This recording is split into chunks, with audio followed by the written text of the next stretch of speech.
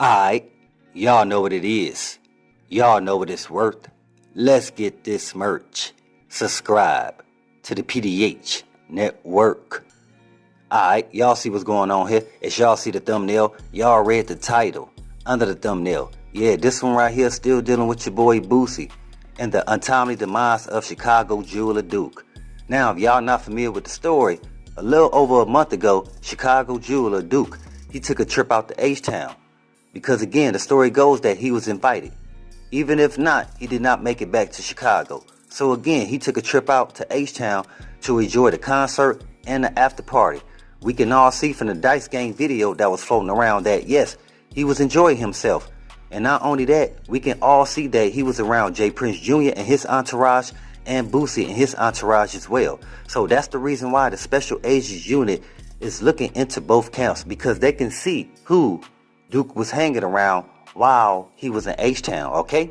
See, and that's the reason why a lot of people is looking into the Dice Game, because that's where Duke had showed everybody the jewelry pieces that he had customized, okay? See, the thing is, when Duke had walked into the Dice Game, a lot of people did not know who he was. A lot of people did not know he was a jeweler out of Chicago, okay? So when he walked in with the Tasmanian piece with the thick gold chain, a lot of people automatically thought he had it customized in H-Town.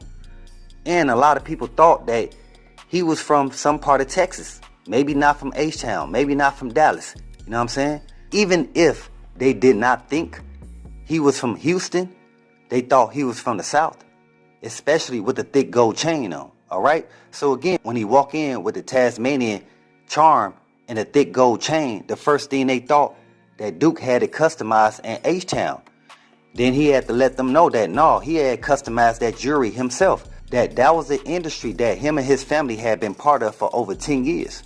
Okay? Duke the jeweler, he has a real family-owned business. Him and his family invested in the jewelry game a little over 15 years ago. Again, he just know these business partners. He had just been known to customize jewelry for a lot of people in the last 10 years. Because it take time to get out there. That's the reason why he took a trip out to H-Town, because again, that was a place that he had frequent when he's doing business. So Duke, he's in and out of H-Town, Atlanta, you know what I'm saying? He's in and out the South pertaining to, it's a lot of jewelry business in the South, you know what I'm saying? And he knew that. So that's the reason why he had bought the jewelry with him. So when people in the comments question like, why he go to H-Town with all that jewelry? He's not a rapper. So he's not wearing it just to be wearing it. And at the same time, y'all can see in the Dice Game video, he only had one charm on. He only had one chain on. He only had one chain on. Yes, he had the petite watch on with the diamonds in it. He had the bracelets on with the diamonds in it. But at the same time, a lot of people thought he was walking around with all his chains on. When no, he only had one on. But again, that one, a lot of people questioned to see who he got it made from. And once he let them know he make it himself, then that's when a lot of people start, you know what I'm saying, asking more questions. How long you been in the game? Yeah, did you bring more pieces with you? That's when he grabbed the Louis Vuitton bag full of the other jewelry pieces that he had customized in Chicago, okay? And in that same Louis Vuitton bag was also some raw material. So it was some diamonds, platinum, and gold. Like, I'm talking about real life raw material. Because again, the reason why he bought it with him, because the next day after the concert, he had a business meeting with some of his business partners pertaining to the jewelry industry, okay? So he wasn't just walking around showcasing and showboating for no reason. This was him promoting the industry that him and his family had been in for 15 years, but they had been prominent. They had been doing their thing for the last 10 years plus, all right? So with that being said, that's the reason why the Special Agents Unit is looking into both J.Prince Jr. camp and Boosie camp. But right now, they leaning towards more Boosie camp than J.Prince Jr. I'm going to let y'all know why. The reason being because of the history of Boosie. Now, Boosie is known to have a history of paying off young cats, low-level street cats, to handle his missions. You know what I'm saying? And they saying that Duke the Jeweler was one of Boosie's missions.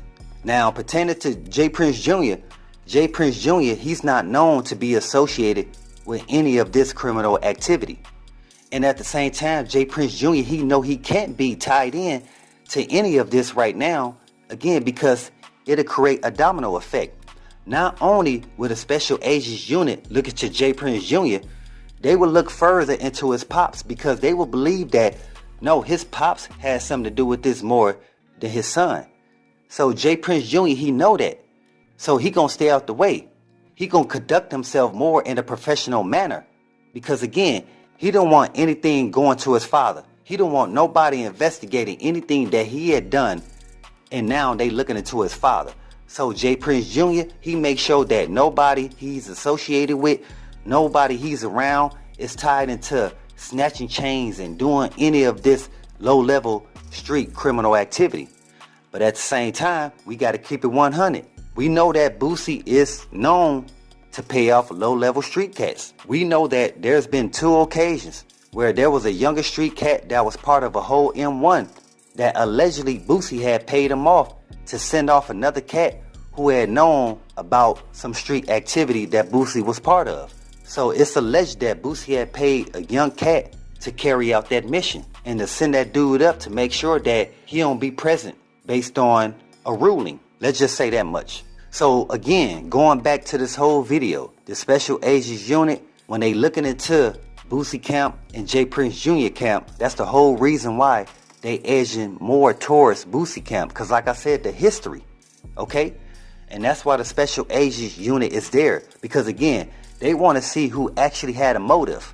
Right now, no motive is edging towards J.Prince Jr. Because they know, like I stated, man, they know J.Prince Jr., he got to be cool. And at the same time, J.Prince Jr., he knows that whoever he is associated with, they got to be cool as well. Because if they do something, they could do something while J.Prince Jr. acknowledgement, and that will automatically go to him and his father. And he don't want that. And that's the whole reason why in the past and present, you haven't heard anything pertaining to J.Prince Jr.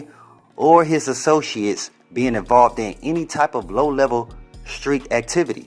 At the same time, yes, a lot of people not calling Duke the jeweler being sent up and his jewelry being taken low level. Because again, he was a jeweler.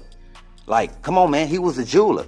If there was any other jeweler that y'all know out there that was sent up, this would be a bigger story. And y'all know this. It'll be a way bigger story. Only because he was a jeweler, a black jeweler out of Chicago that a lot of people didn't know of. It's not talked about like that. A lot of people was kind of looking over it like it's not a big deal. But guess what? Duke family and his business associates, it's a big deal to them. So they gonna pay off the proper people that's in position to make sure that Duke and his family get justice. You know what I'm saying? That Duke and his family get justice. Because again, if he wasn't a street dude, and that's something that a lot of people is mostly frustrated with Boosie or whoever got something to do with Duke being sent up. See, a lot of people is frustrated because again, he wasn't a street dude. He was a businessman. And this businessman, he's a jeweler. And we don't have too many of those, especially in our communities. So when we do get one that we just not got word of, he was a jeweler out of Chicago, now we can't even do business with him because he's been sent up. Yes, his family jewelry business is still going on. At the same time, they're still figuring it out.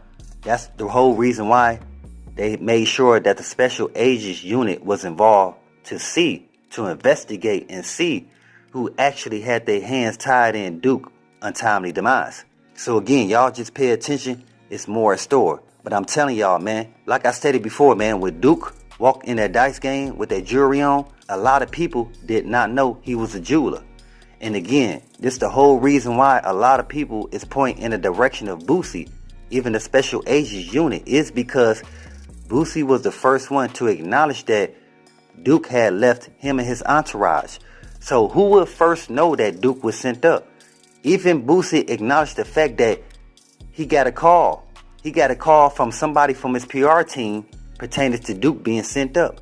So it's almost like, hey, Boosie, did you pay these people to follow Duke? Or it's alleged that Boosie had paid the driver. That the person that was chauffeuring or driving Duke around, they knew what Duke hotel room was. They overheard the conversation that Duke was having with his business associates pertaining to the jewelry industry. The person that Boosie had hired, the driver, had overheard all this. So again, when Duke was sent up and they seen that he did not have the jewelry on him, They already knew what hotel room he was staying at. You can have this done for you if you pay off the right people. You feel me? Hey, y'all just pay attention. We got more in store. Hey, but as always, y'all know what it is. Y'all know what it's worth. Let's get this merch. Subscribe to the PDH Network.